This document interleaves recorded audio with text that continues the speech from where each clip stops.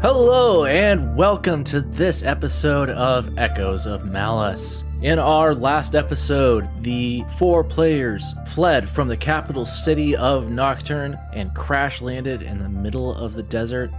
This time, you all hear a kind voice. It says, "It's about time you all wake up. The sun is out and we could use some extra hands to help prepare for the festival." You awake in a small room. Tiny windows carved into the red stone walls, which are themselves decorated with colorful floral designs, rest near the ceiling, allowing warm morning light to filter in. A wooden door sits opposite a stairway, descending to the floor below, from which the joyful shrieks of playing children emanate. Soft, high-piled carpet with dense patterns and beautifully embroidered pillows cover the floor. You all wake up on some rolled out mattresses in this room, all of which are too small. A wizened woman with gray hair and piercing eyes stands at the top step of the stairs. "Well, come on downstairs whenever you all are ready." And she turns around and walks down. Where are we? Nice lady. Man. Oh, you are in the city of, well, the village, really, of Alkarianabi. And you are in my house. So, if you want me to answer more questions, you better come downstairs and eat some breakfast first. Oh, we'll be right there. Thank you. Take your time. She turns back down the stairs and heads down. Oh, I'm sitting up and I'm looking around at you guys. And I'm like, Does anybody remember what happened? My head is killing me. yeah. So the airship crashed. So, do keep in mind, you all would recognize each other, but really mostly based on the last moments that you shared on the ship together. You all, except for Kato and Connor, were barely acquaintances before yesterday. I'm looking. Ayla's looking around at these guys, and she realizes they were some of the ones that were helping with trying to keep the airship going, right? And she looks at Lee and just kind of squints her eyes, tips her head, and says, "Okay, so you guys we were all on the airship. It crashed. We were thrown somewhere, and we're all waking up here at the same time. So nobody remembers anything up until this point when the lady stepped in and said, 'Hey, get downstairs.'" I remember Lynn, the mechanic captain, being with us, but I don't remember anything beyond that. I just remember us falling from the sky and the city doing the opposite. Yeah, I'm not drunk, right? That's to be determined. Okay. We're not poisoned like last time, right? No, I don't think we are. Okay. I look for Ruby.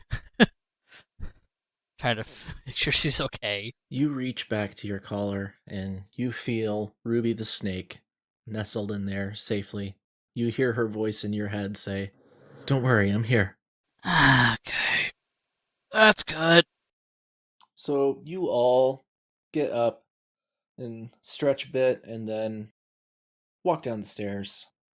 This room, also finely decorated, contains a small cupboard next to a chest on one side, and at the center, a short table with pillows arranged around it for seating.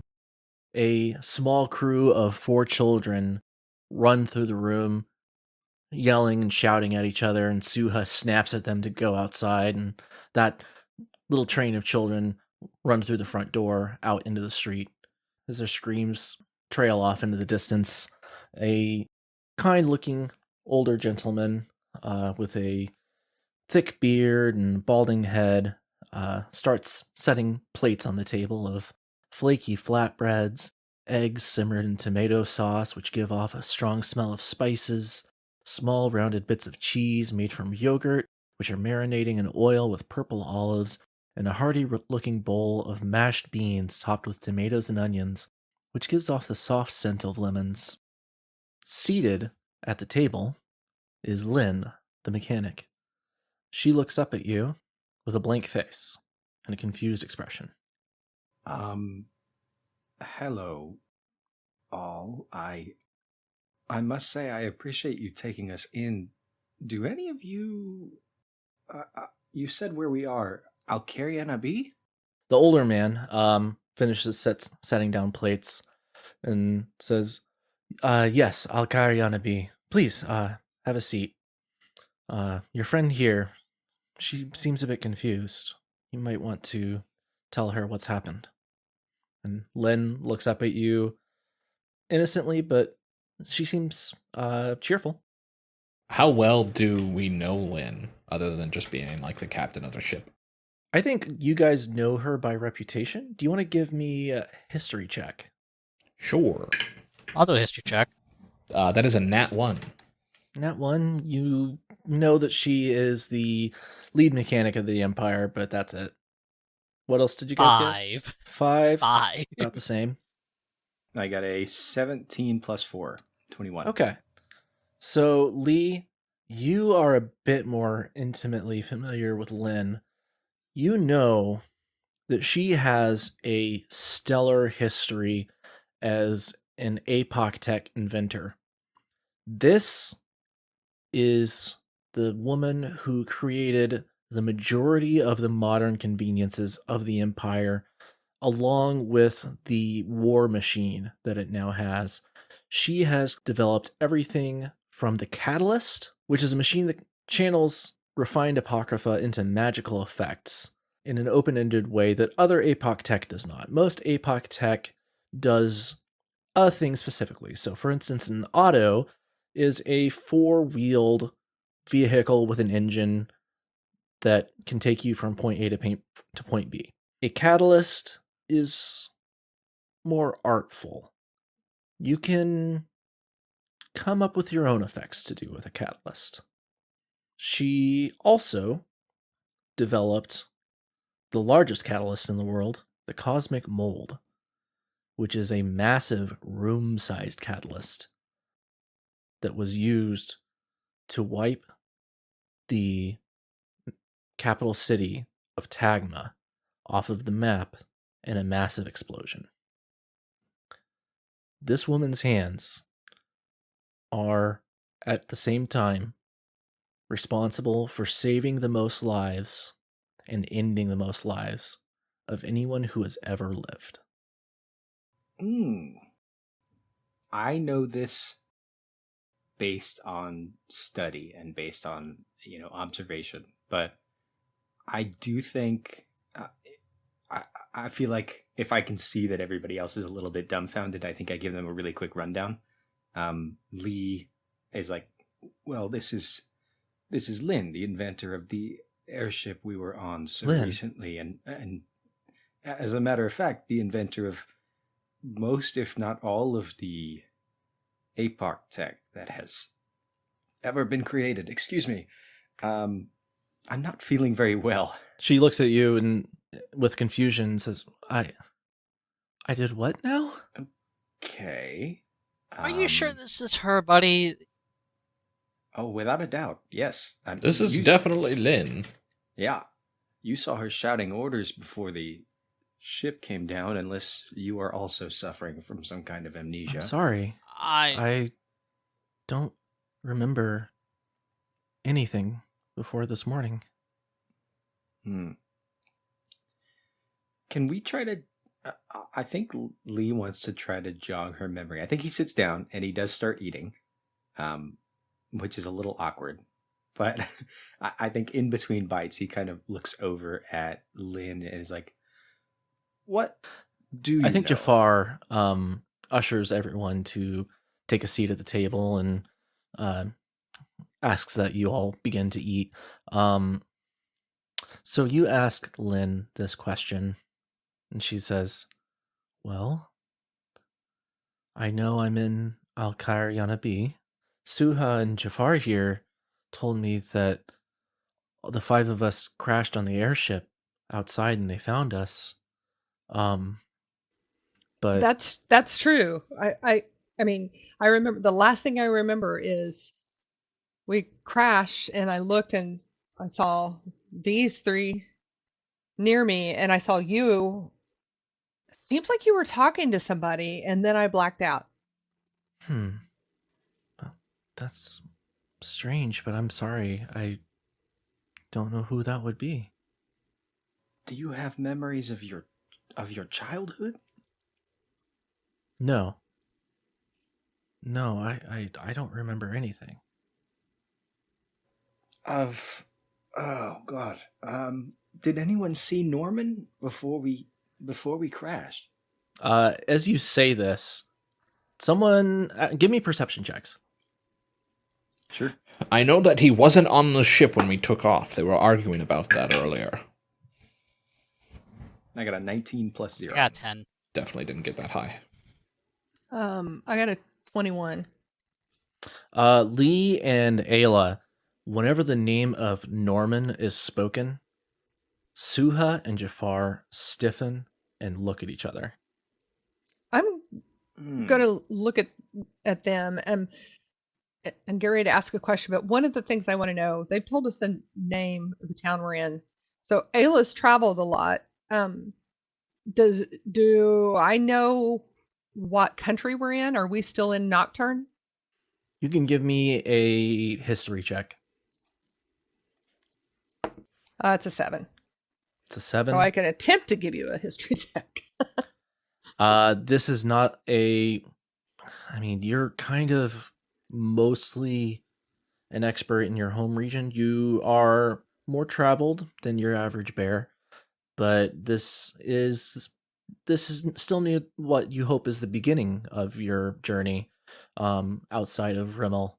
Okay. So I'm going to ask them. I'm like, we were in Nocturne when the airship started to go down. Are we still in Nocturne? Suha sits down at the table and, as you're asking this, places a hand on Jafar's arm and says, yes, no, you are all still in Nocturne. You are in the quiet desert. And Jafar speaks up and says, we heard a boom yesterday, and we don't hear much out here in the middle of the desert, so me and a few others from around town, we ran to go see what it was, and we saw a big ship, looks like just appeared out of nowhere in the middle of the desert, and we saw a bunch of people spread out on the ground, and there was a lot of them dead. Yes, I was going to ask if anybody else had made Yeah, it. because we're just 5. That was a whole ship full of people. You 5 were the only ones we found. Not everyone was. This is more, I guess, for me, but not everyone was thrown from the ship, right? You said people on like the You wouldn't in the know. hold were thrown out. Okay, cool. You have no Damn. memory of that. That's not good. Okay, so it's only been since yesterday. So we were only out how many hours? Oh, it's about 8 a.m. now. Found you a couple hours after dusk, I'd say. Okay. Your You can't tell by how hungry your friend we are. here, and he nods toward Lynn, is you could tell from her clothing she was someone important, so she's staying in my son's room, and then put you 4 up in the kids' room, and kids are sleeping out here for now. Well, thank you very much. We don't have many beds around here for you all, so I apologize if they were a little short. It's quite all right. Did you find any supplies in the crash site, or could you point us to it so we can scrounge You anything won't up? be able to miss it. You step outside and look over that ways, and you'll see it for sure. It sticks out. Okay, and just I'm sorry to ask. Really, I don't want to be impolite, but I did notice a reaction at the mention of the young Norman Malus. Could I ask why? Oh. Suha pipes up and says, "Oh, not for any particular reason. We just had no idea that the Maluses were in Nocturne at all, let alone that we would run into compatriots of theirs. If you want to look, there were many finely dressed people out there. I don't know what he looks like, so if he was in the wreckage, I can't say for sure." Have no fear. He apparently was not on board when we lifted off from the estate. Are you all Can't- royalty? No. He just kind of just laughs. Yeah. Kato also laughs. I was part of the diplomatic retinue, but I am not royalty. Likewise. I was functioning simply as an emissary on this mission or this trip. Are we at war with Malus? It's Not that we don't No. get I would hope much not. news this far out in the desert, so no, it's No, it was a trade agreement, right? Oh, Something? that's yes. good. I was simply Yes. there to help the two cultures interact, to work more as an arbiter between the two parties, That's good. and assist with the discussions. Our Makes- son and daughter-in-law are with the trading companies, and if there was a war, they would have been drafted. So Who knows? Maybe a war coming soon. I don't know how you missed a giant city going in the air. Kato elbows Connor. Ugh. How far are we from Um, the city? what From the What? Aegitus estate, the right? Aegitus estate? That's in the capital. Yes, how far is What that? did you say about it? It's very far. It's very far from here. It must be 200 miles. Oh, well, shit.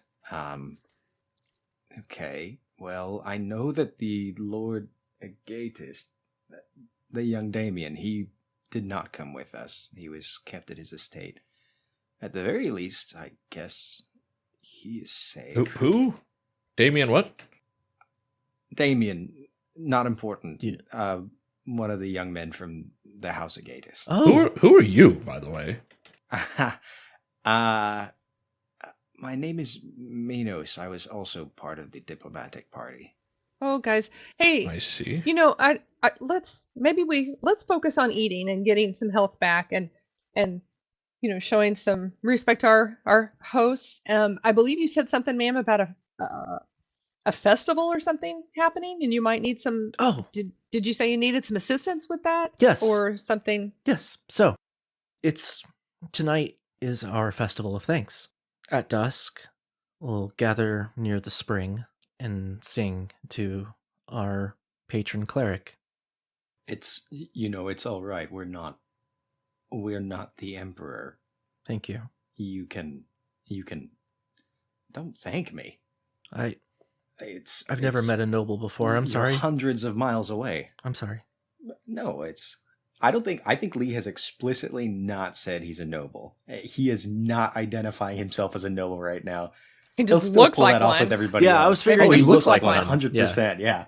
Mhm. Absolutely. He's still wearing like fine clothes, but he's like, no, it's fine. I was just part of the diplomatic party. It's but no, it's the laws of the empire can't be enforced here.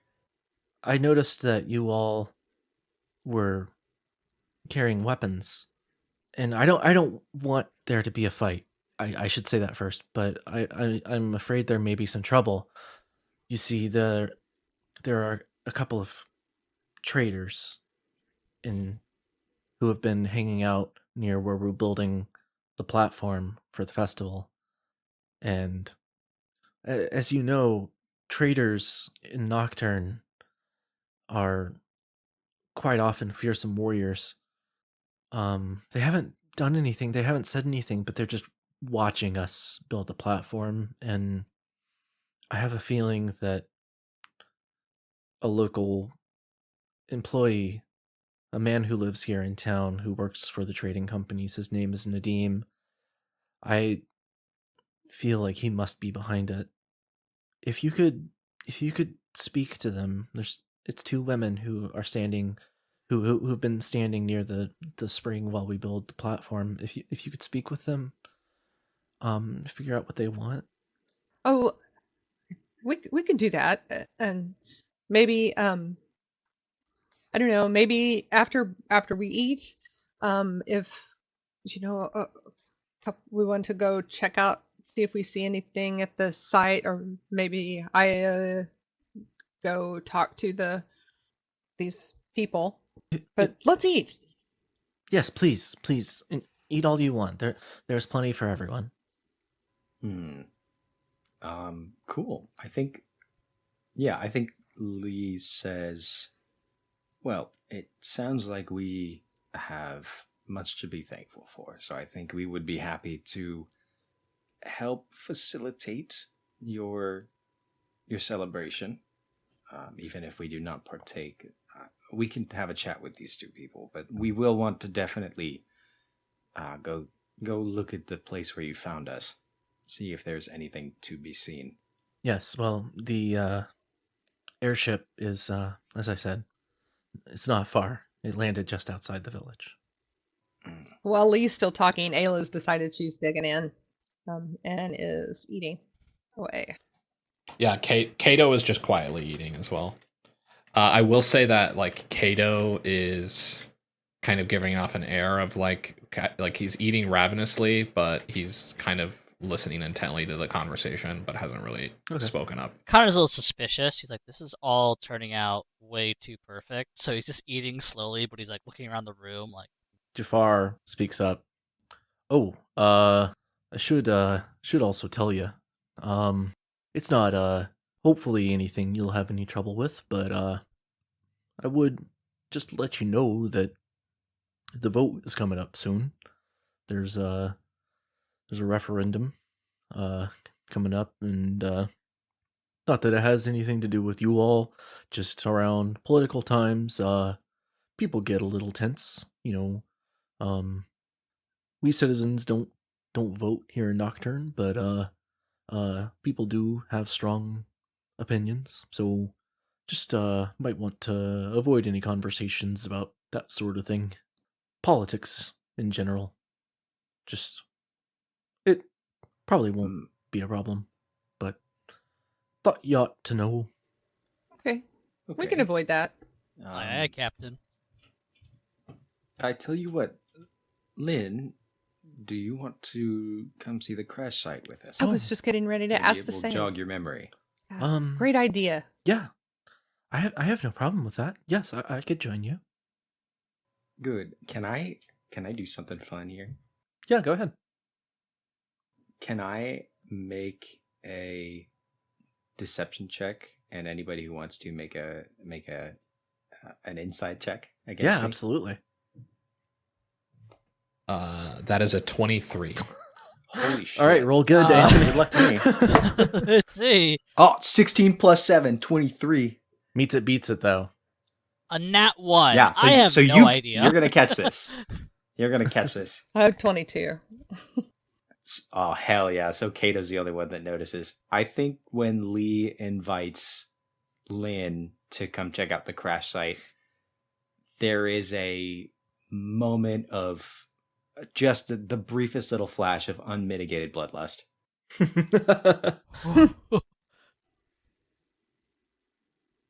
Cool. I'm paying attention That's to the it. food right now. He's like, Yeah, this is really good. You're hiding sausages on your shirt for I Ruby. file that away for later, for sure. Hell yeah. Lynn continues. Well, if you want, I could take a look at the ship, but I don't remember anything about it. I don't think I'll be much help to you. No, this is for you. It's to see if you can recall anything, if you can jog your memory. Oh, so to say. I see. Yeah. Yes, of course. Yes. Good. All right, what are we doing first? Are we going to go talk to those two people? I think it would probably be a good idea to get a lay of the land before we see what's going on with the locals before we go to the ship, especially if it's farther away. Oh, well, do you have questions about the village? No, I just mean this thing going on with the traders. You seem somewhat suspicious of them, and it'd be good to know where we stand before we kind of wander off. Did you say there were other survivors from the crash just throughout the town? Oh, no, you five. As far as I know, the only ones. Okay. These traders haven't told you what they want? No, I mean, normally they just stay at Nadim's and then pass through. All right. What does everybody else think? I vote we go to the crash site first, but I mean that's just me. I fear if there are aggressive traders around, they could, raid the remains of the ship, and as much as we may still have our belongings on us, I'm certain I had extras that were packed onto the ship. Suha interjects and is like, "Oh, well, no, I do want to say they haven't acted aggressively, if that's what you mean. They've been polite, but they also have not been friendly. How long have they been here? The traders, they arrived a couple days ago. Okay. This is the only reason this town is even here is because this is a place where traders used to stop. There's a spring here where they can gather water, and so this place is just a little pit stop, I guess you could say." Do you know if they've been seen investigating the crash site? She looks at Jafar and looks back. I mean, many people have been out to the crash site to take a look. No one's been watching them, but I haven't heard anything about them going out there, at least. Do they know we're here? Do they know there were survivors? I'd say most of the village knows about you all now. It's Okay. very remarkable that you said you fell out of the sky, and people don't...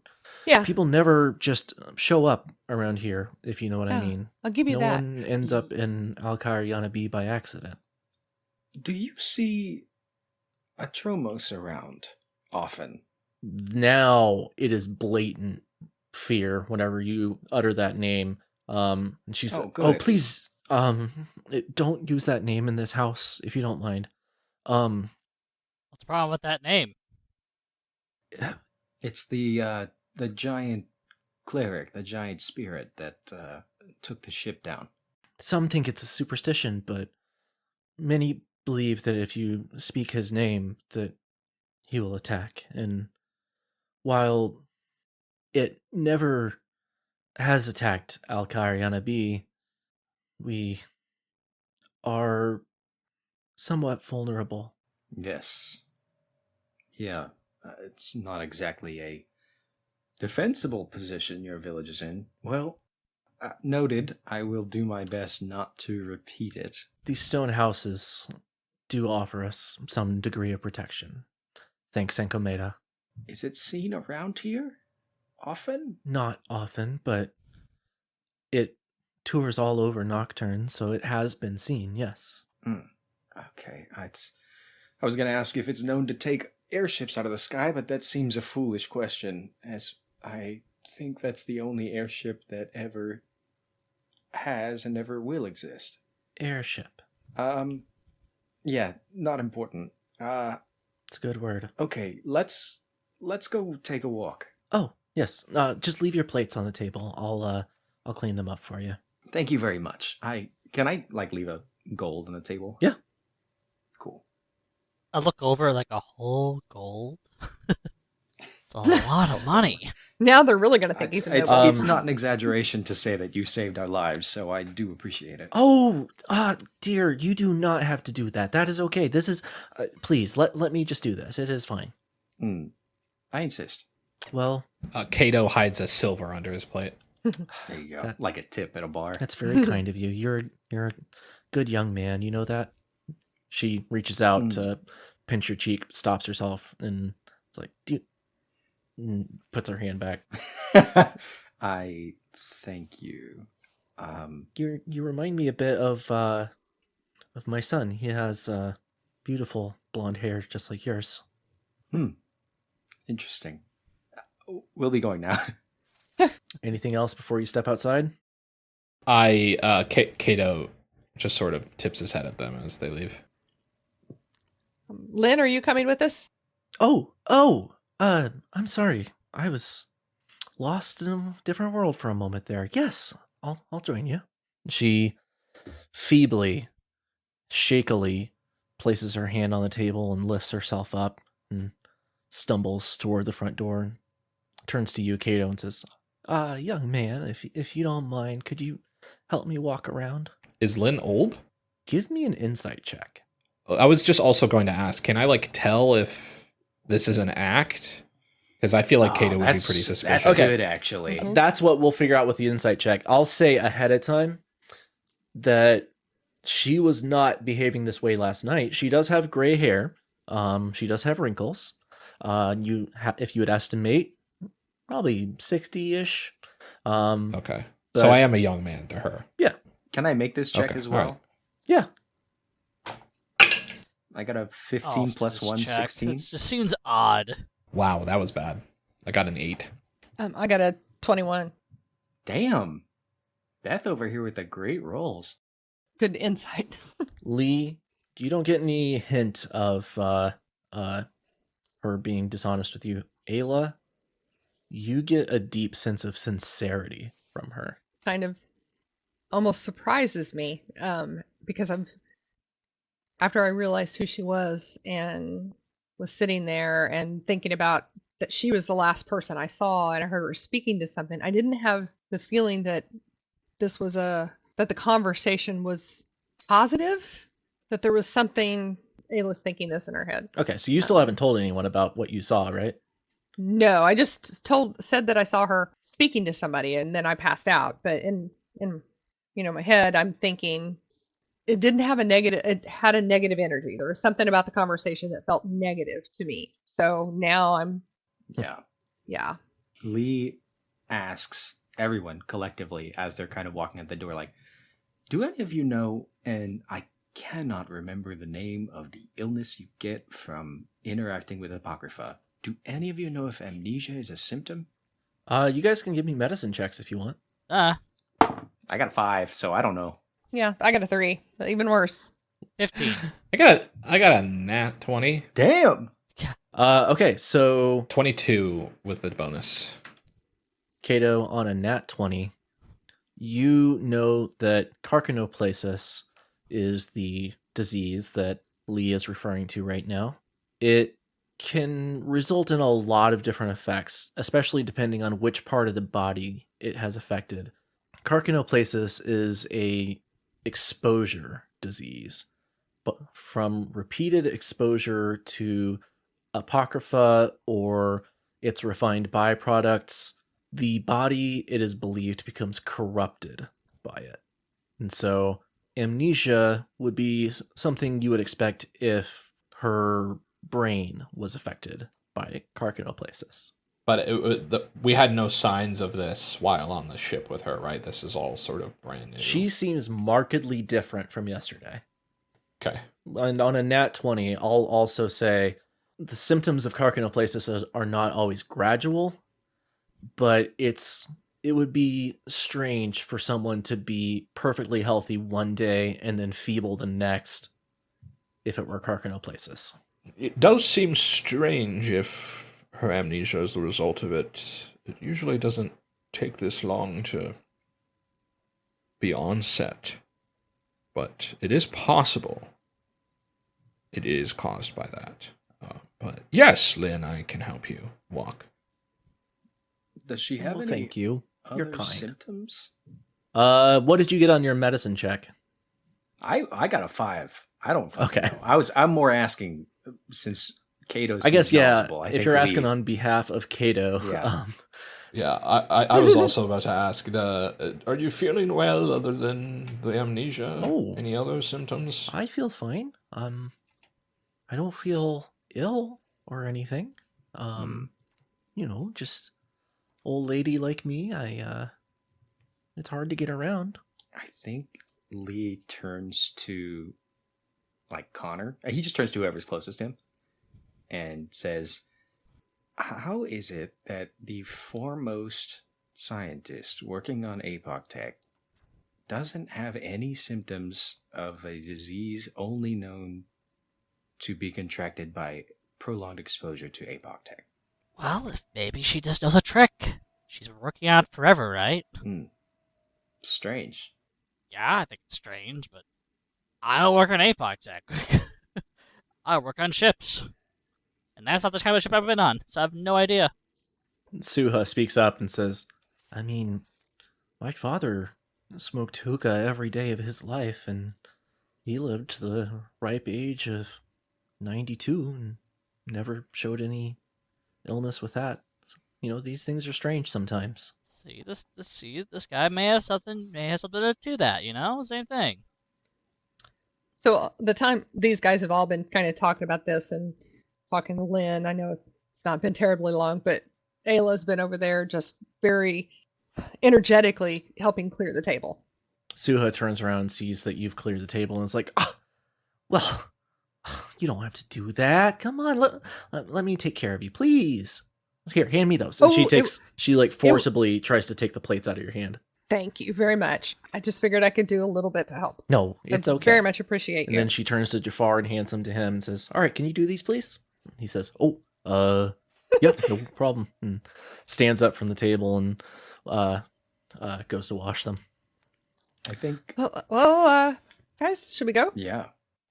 One thing I will point out about Lynn, just before we move on, yesterday, she appeared to be a woman in her 50s or 60s, you would estimate.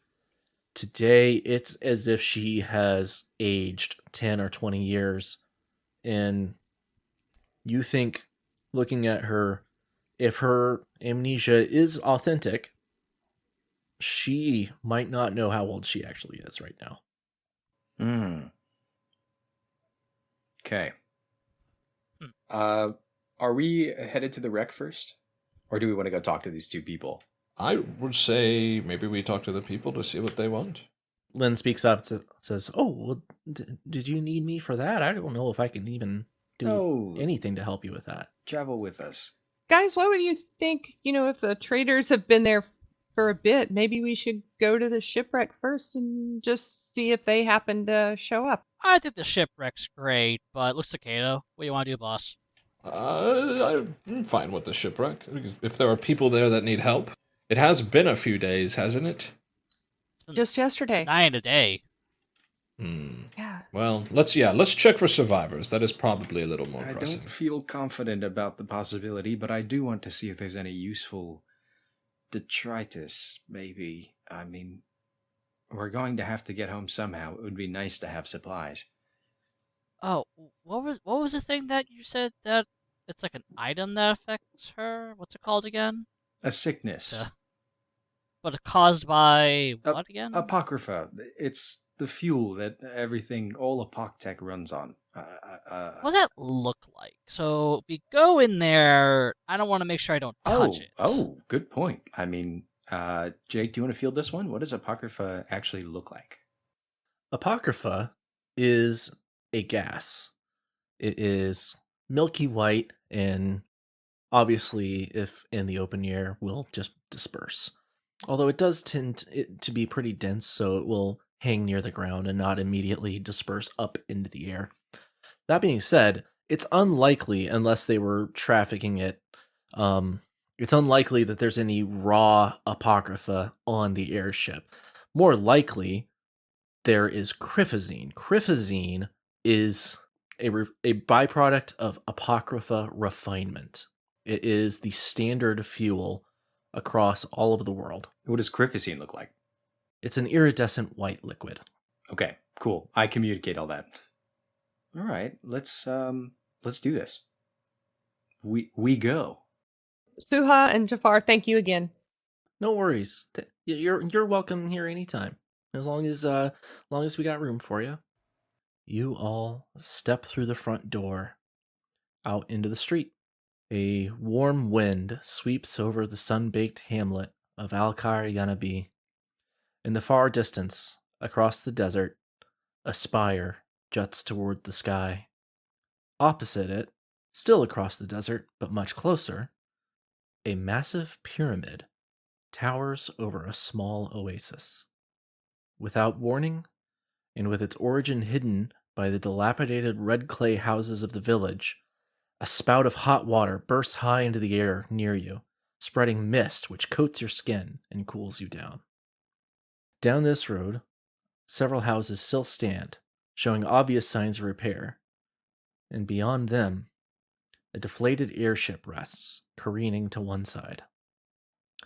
You all walk down this road, noting many of the houses in this town are in terrible condition, crumbling, sunken in, while others are still livable.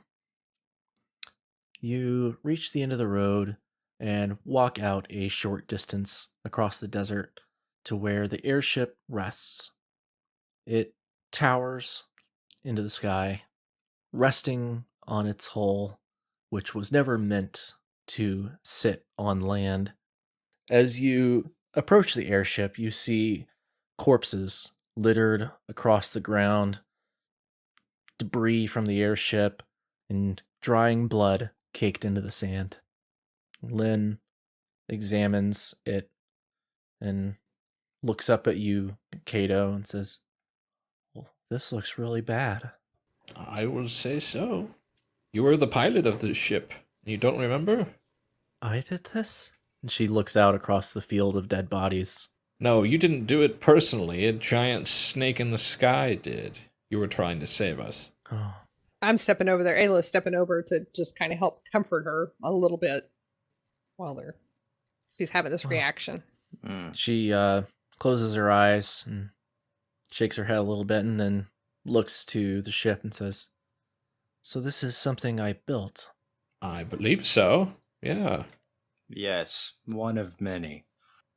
Not this particular machine. Lee is like forlornly, he's like that fucking, that painting of the guy standing on a cliff, like looking over the ocean. He's like standing on a sand dune, just staring at the ship, hands behind his back. Connor's also kind of just amazed right now. He's never been to the desert before. He's like, it's like the ocean, but sand. 100%. Lee, after you say this, Lynn pauses for a moment and turns to look at you. "I don't know why, but I feel like I must owe you some sort of apology."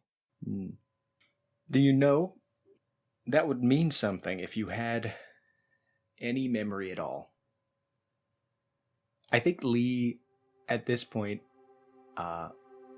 moves aside part of his noble cloak and pulls out a catalyst. The catalysts they are handheld in such a way that there's a pointed end, which is the business end, and you can manipulate the crifacine inside it. There's a handle, there's a trigger, there's a barrel. This one has been modified. There are a couple extra pieces such that it looks like a miniature theremin, like an instrument. Cool.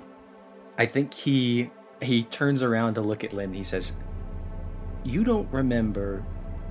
Do you even remember where you're from? Do you remember Malus? Do you remember a place called Tagma?" I think everyone seeing Lee pull out this thing that is very commonly a weapon in this moment. I would like to step in front of Lynn. Okay. I'm getting closer to her as well, as I feel he's getting slightly aggressive. I follow the boss and go and step in front of Lynn as well. You guys are all reacting to this, but Lynn does not really. She looks at Lee and then extends a hand and says, "May I look at that?" I think he steps forward and hands her I think he takes the tank out of it, and then he hands it to her handle first. She takes it from you. The evidence of how shaky she has become is magnified by the extreme sway of the barrel as she takes it into her hand. She examines one side, passes it to her other hand, examines the other side, and then hands it back to you, Lee, and says, "It's quite beautiful, but I have no memory of this or any of the other things that you mentioned. So, all right. Everybody else here, Lynn, cover your ears or don't. I don't care. Everybody else here, how do we all feel about the Malus Empire? Personally, I'm a pretty neutral third party. I'm here on behalf of the Legion, so I'm not even a citizen of the Empire. I'm representing another nation. Okay. You with the feathers, I assume it's the same? He's the boss. I'm on his side. I think Lee has also noticeably, like, there is not a politeness to his voice. There is not a certain look to his voice that he had earlier.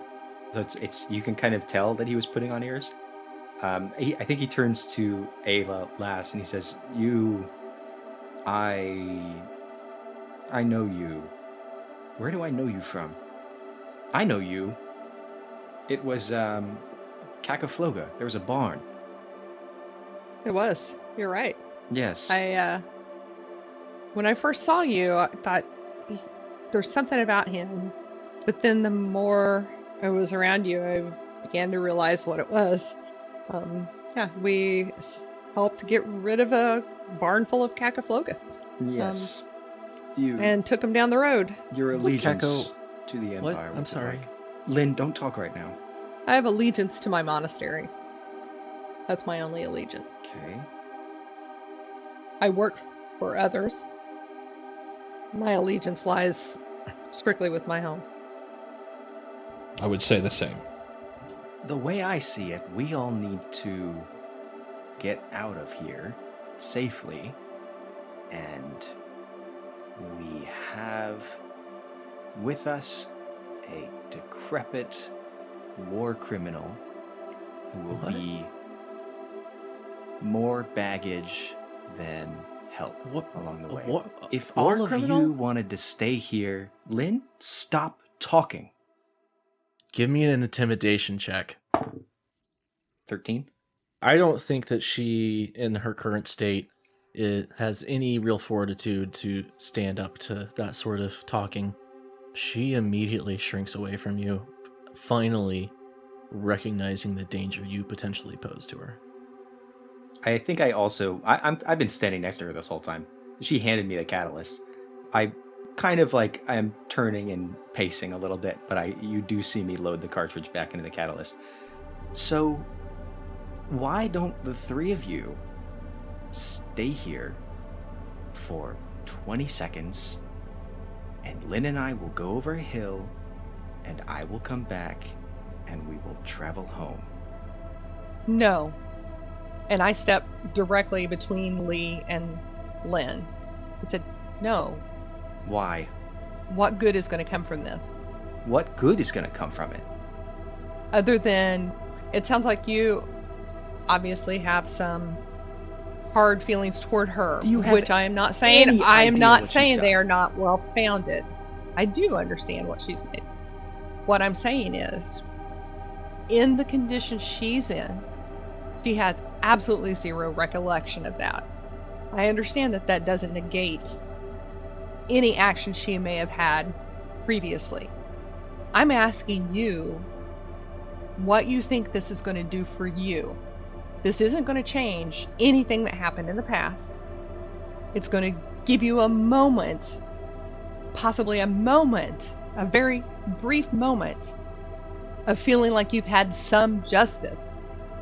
It's not going to change a thing. It's not going to change anything that's been It taken is going from to you. change something. Kato, you feel a tug on your sleeve from Lynn, and she reaches toward your ear to whisper to you, and she asks, "What did I do to him?" Honestly, I'm not sure. But don't worry. We're not going to let anything happen to you just yet. Does Kato know anything about Tagma? Everyone knows that Tagma was wiped off the face of the map, for sure. Or at least the capital city, which was a massive city. And I would know that she's directly responsible for it? Indirectly, she developed the invention that did the job. I don't think you should worry about that right now. We can deal with that when you come back to your senses. We're not going to let anything happen to you just yet. Listen, yes, it won't change anything that's already happened. That's fine. It'd be nice if it would. But this woman has been the deviser of every device that has driven the war machine of the Malus Empire for the last 15 years, if not longer. If she just disappears, like she should have in this crash, like we all could have, no more advancements for them. At least not on the level, not on the speed at which they've been happening. It would cripple them. I mean, if not economically, they already have machines, whatever, but they won't come up with new designs. That I can work with. That I can do something with. It's not who I was here for in the first place, but... Lee,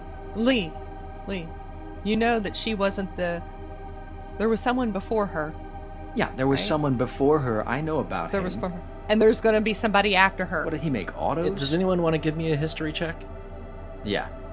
I know that she's responsible for most of it. I got a nat 20 plus 4. Okay. I done my fucking research. So anyone who got over, let's say a 10, this is common knowledge. Anyone who got over a 10 knows that Lynn's predecessor was Saad ibn Nadir. Saad was the first engineer who developed APOC tech after Apocrypha was discovered under the capital of the Malus Empire. Saad founded the LAK, which is the primary engineering company within the Empire. LAK standing for Lapida Auto Carriages. Saad died of carcinoplacis. He was the first death of carcinoplacis. And Saad was born in Nocturne and immigrated to the Malus Empire. Yeah. He didn't... Did he directly invent anything in particular? He discovered this stuff. Oh, Discovered he the potential uses for it. developed the foundation for the house that Lynn later came along and built. Saad developed the refining process for Apocrypha. He developed chromatic steel, which is the only way that any APOC tech has ever been able to be built.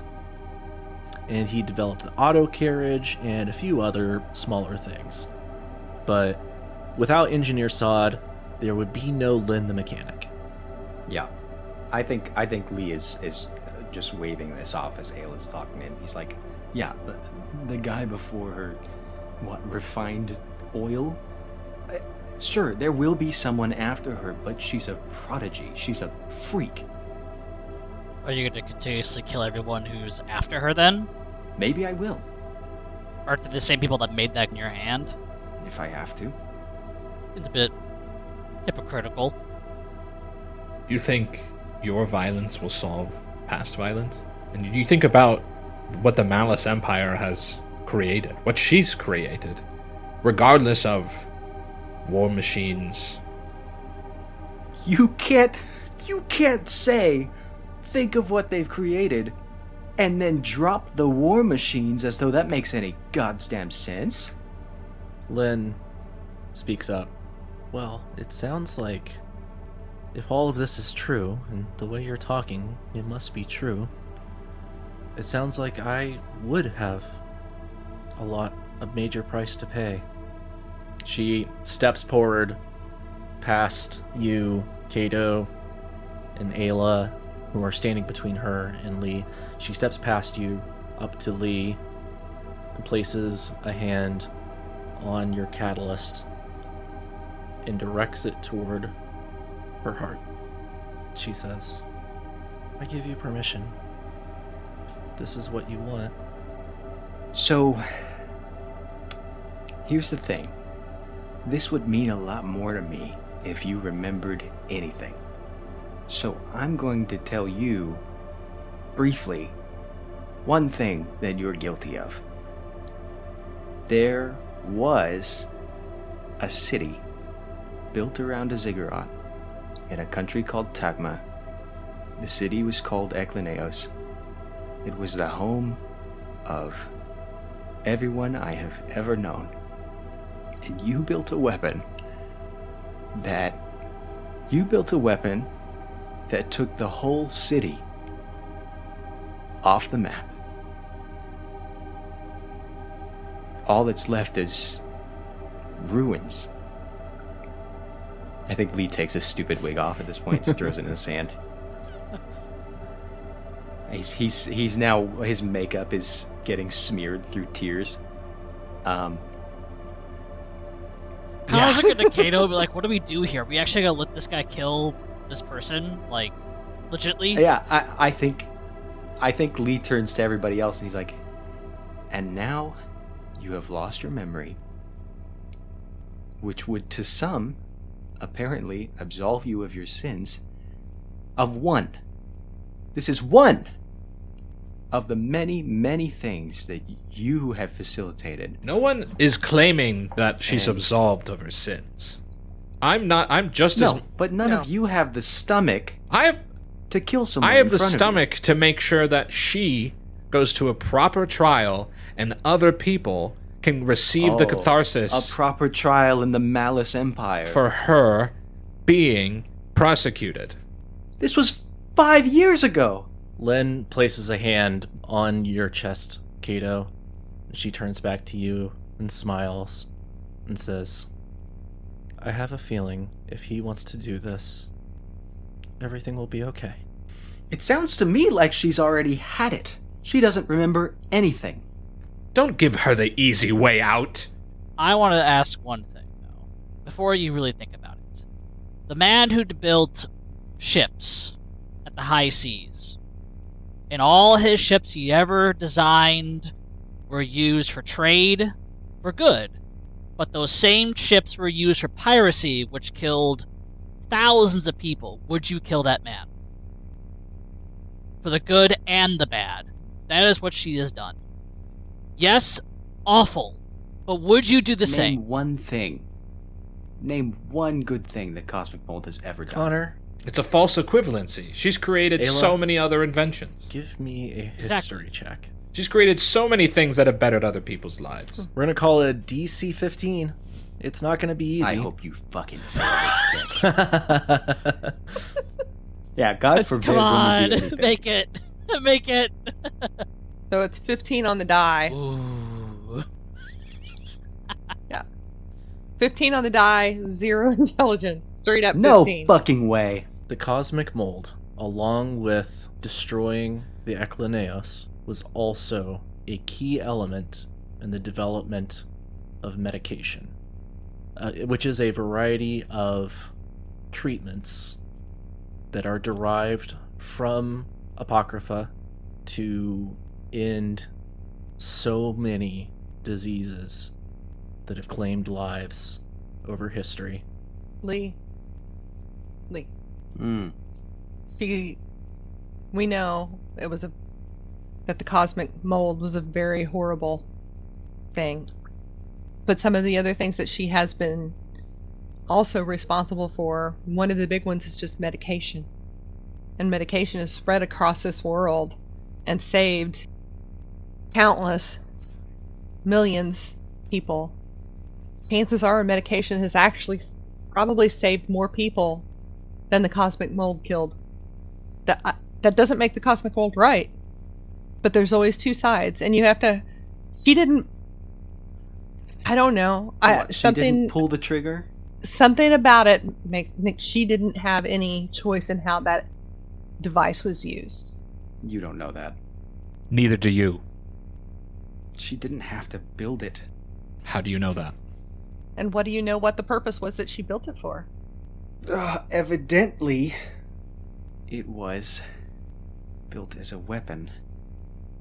Have you ever had anything that you did or said that was used differently than you wanted it to be used? Can't say I've built a weapon of mass destruction, no. I can't believe any of you are trying to talk me out of this. Of a cold-blooded murder? Retribution. There are other forms of retribution that can bring satisfaction to other families. You're being the selfish one and taking it upon just yourself. I don't think I'm taking this on just myself. Lynn still has her hand on yours, pressing the catalyst against her heart. And she begins to stroke your hand, Lee. And she says, well, her hand falls to her side.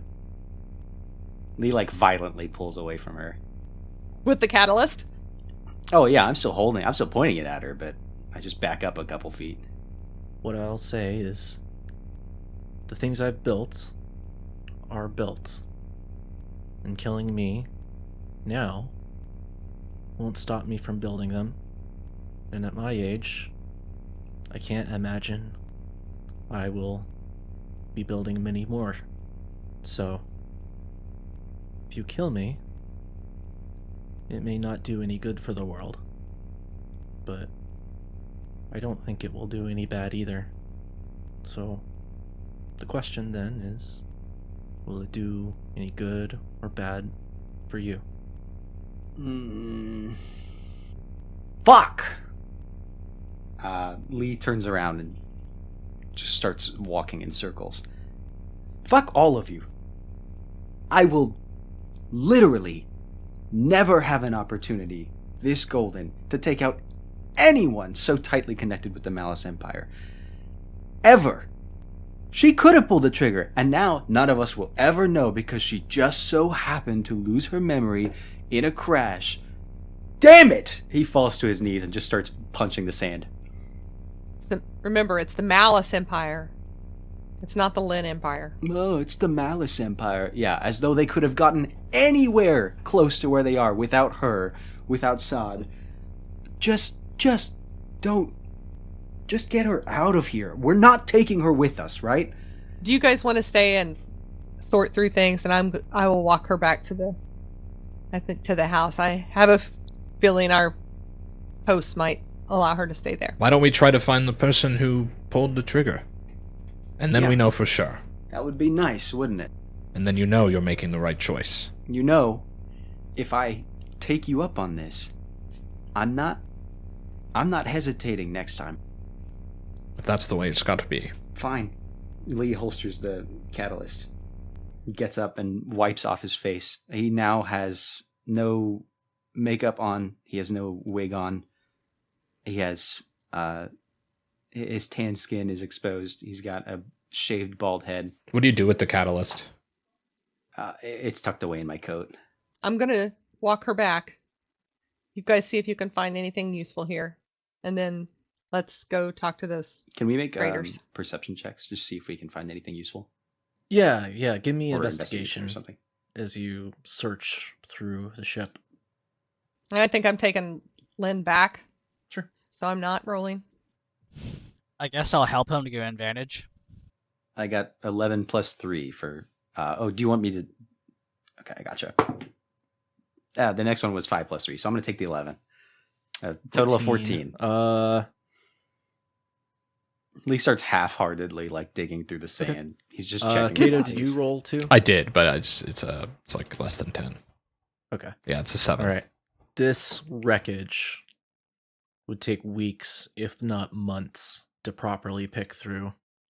You go down to the hold of the ship, and the destruction, the amount of human life that was lost down here is beyond words. There's no point in lingering here. So you return back to the top deck and exit the ship, walk around, go around to the back, and look at the stern where the engine is. And none of you are experts in APOC tech, but you would expect to see something that looks like an engine on this, and there is not. There is a plate in the back of the airship where it looks like something should be slotted in, and it is empty. This is odd. That's not good. How big is this? He's trying to look. He's trying to see how big this would be a slot. Like, how big would this engine, quote unquote, be? It would fit in a 3 foot by 3 foot cube, let's say. Okay. I wonder if someone took it. Heavy. Does it look like the engine was just popped up, like it, like professionally, like, oh, it's not here, or is it like so they ripped it out of the actual ship? So this is the point where your lack of expertise is coming into play, unfortunately. There are no bits of twisted metal or anything like that that would indicate to you that it's obviously been damaged, but you can't really be sure. So either this thing flew out in the crash, or someone took it. If we find out that somebody took the engine off this ship and is using it for anything besides a cleric's own work, I won't even... I feel like I'll just fist fight all of you. You really got chip in your shoulder. Let's cut over to Aila and Lynn as they're walking back to Suha and Jafar's. Aila, you are keeping Lynn steady as she shuffles through the desert sand, but you can feel she is reaching the extent of her energy for the day, most likely. This is an extreme environment that you both are in, and while the Lynn of yesterday may have handled this just fine, the Lynn of today needs to get back and get some rest. So as we're walking back, Aila is just holding her arm and helping assist her along slowly. And walking along, Aila looks down at her because Ayla's much taller. And she sees this seemingly little old woman. And she has this feeling that this person totally has absolutely zero understanding of what she may have done in the past other than what she was just told. She looks at her face and she's that feeling that this face reminds her of somebody she's known in the past, somebody who may have been very, an older family member or someone, and her heart kind of softens toward her. And she just wants to try to ease her a little bit. It just says, Lynn, I know that must have been very hard. Hard isn't even the right word. I don't know how you felt going through all that with that current discussion. I have a feeling that you were completely shocked and had no idea what your past has been like.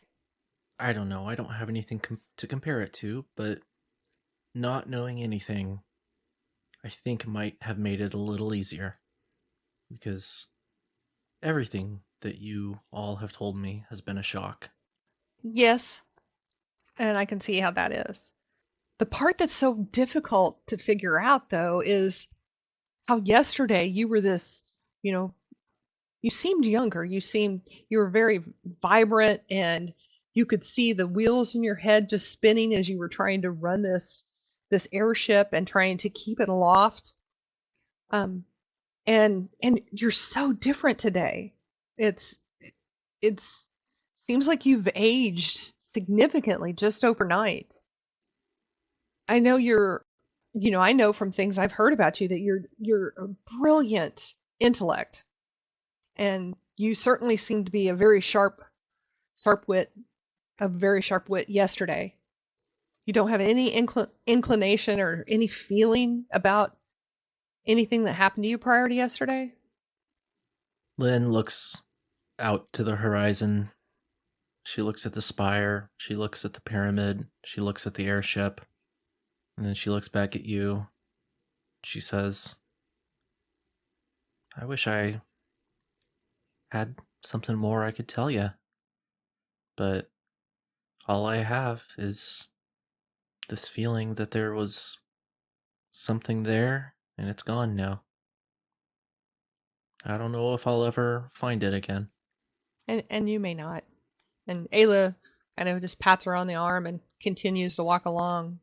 And walks along for a few more feet, and then she stops and she looks at her and she said, I just remembered the last thing before I passed out yesterday. You know, I had said I remembered seeing you and hearing you talk to somebody. I Yeah. just remembered the words. I believe it was only your voice. It wasn't anyone else's. It was your voice, and it was you saying a deal, and then there was a pause, and then you said, I accept. And that's the last thing I remember. Huh. And, well, if I spoke to someone, she looks around, looks at the crashed airship again, and back to you. They couldn't have gotten far.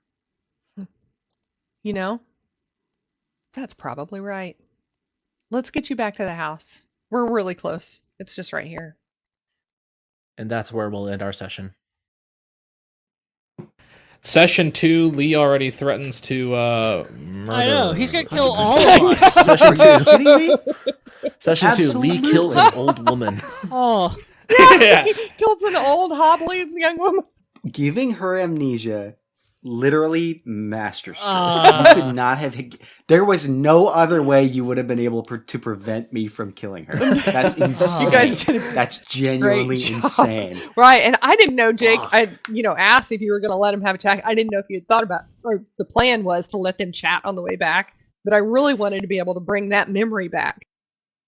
Yeah, that was great. I didn't know that you were planning to do that, but that was an awesome time to do that for sure. Yeah, I thought that'd give me the opportunity to pull that back just to see if it happened to, maybe even trigger it. One, for Aila to recall it, and two, to see how she reacts no, to but it. to get her memory back, we're letting Lee justify killing her. Yeah, no. If you ever tell Lee that you heard she was making a deal with somebody, he's going to assume it was a cleric. Mhm. He's going to assume the deal was for her to lose her memory in exchange for something, and he's going to fucking kill her as soon as he can. Yeah, that's going to stay quiet. You can never, ever tell him. That's going to stay quiet, but I think there'll be something where that Aila figures out that she's like, hey, I don't know. Anyway, we're going to get there to where there'll be other people around, but That was a great session, guys. You all did amazing. Hell yeah. Hell yeah. that was fun. Oh, thank you. You guys all played it perfectly. I'm so glad that we're finally getting into this fucking thing. I spent 2 or 3 years building this, and it's finally all coming together. So this is amazing. Yeah, I was kind of surprised. Like, we're going straight into, oh yeah, you're all gonna end up somewhere random day one. It's like, what? Yeah. I was surprised. I was waiting for the build up. I was waiting for like, oh, we're gonna get to this thing, and then we're gonna be ambushed, or whatever. Like, no. You just start with no. The city's floating now. What? Yeah, it's a Oh yeah, is that like in the horizon or is it just gone? You guys cannot see it from where you are. 200 miles away. It's a bit of a Oh, right, different good point. distance. Yeah. I will say I'm going to play with the logic of what you guys can potentially see on the horizon, but that is not an object that you see on the horizon. Just my question is, though, what are we doing next? Are we gonna head back to the city that's just gone, or what? Sounds like you guys should discuss that at the beginning of the next session. Oh yeah, Yes. roll new characters. Oh, I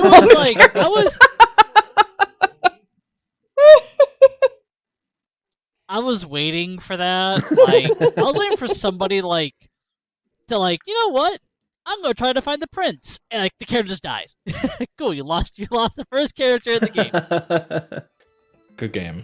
All right, yeah, let's stop recording. Bye. Thanks for listening.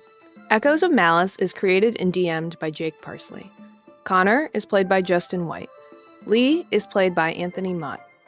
Aila is played by Annabeth Parsley. Kato is played by Drake D. White. Additional writing and combat design are provided by Zachary Cox. Our audio editor is Drake D. White. Our music is by Public Circuit. And our concept art is by EternalGem. Your producer is me, Leanne Jay. We'll see you next time.